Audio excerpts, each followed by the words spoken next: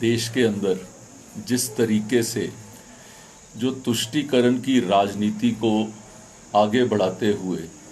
जो जातीय जनगणना जिसका कार्य बिहार सरकार ने शुरू किया, मैं उस विषय के ऊपर आपसे कुछ बातें करना चाहता हूँ। ये देश के अंदर पहली बार ऐसा हुआ किसी राज्य ने इस कार्य को करने के लिए ये पूरी जनगणना करी। जातिगत जनगणना आज से पहले हमारे देश के अंदर नहीं होती थी, लेकिन इसको वहाँ किया गया। उसका क्या कारण है, उसके क्या तथ्य हैं, उसकी आउटकम क्या है और उससे वो क्या पाना चाहते हैं,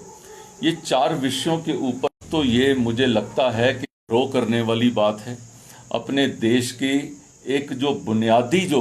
जो इकट्ठता हमारी जो थी उसको चैलेंज करने वाली बात है। जिस तरीके से अंग्रेज़ों ने एक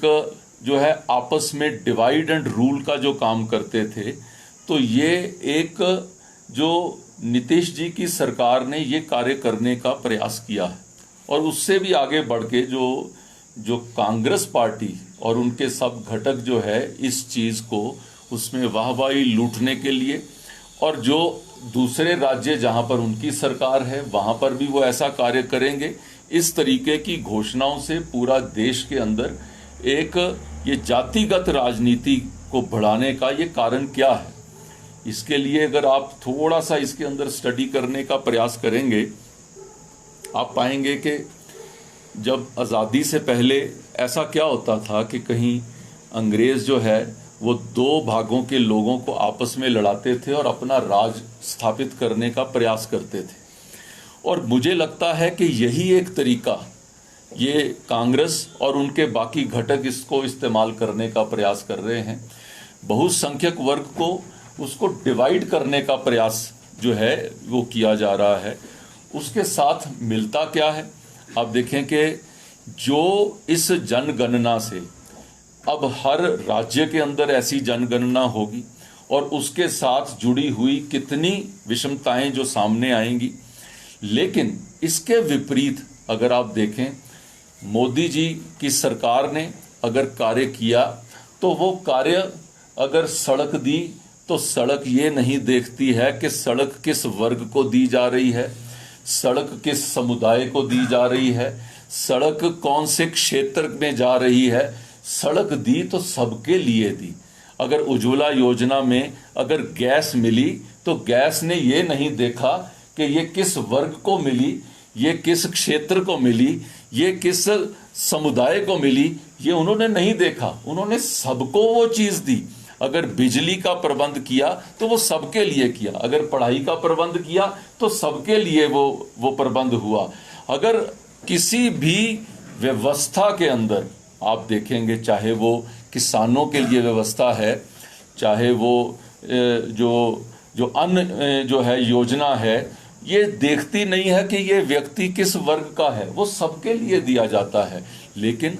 अब इन्होंने जिस तरीके से ऐसी योजना बनाकर ये किया है, मुझे लगता है कि ये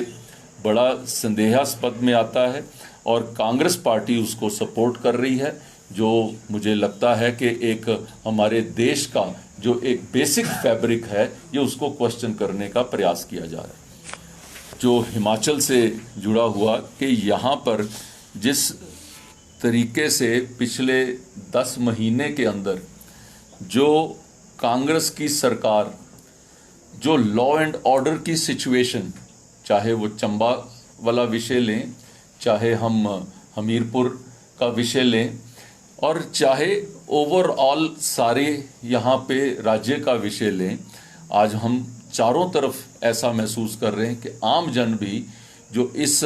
सुक्खू जी के राजपाट के अंदर अपने आप को महफूज नहीं समझ रहा, जो सुरक्षित नहीं समझ रहा है। आज लॉ एंड ऑर्डर की स्थिति जो है इस पूरे राज्य के अंदर जो ऐसे लेवल पे चली गई है कि अगर उसको देखा जाए तो ये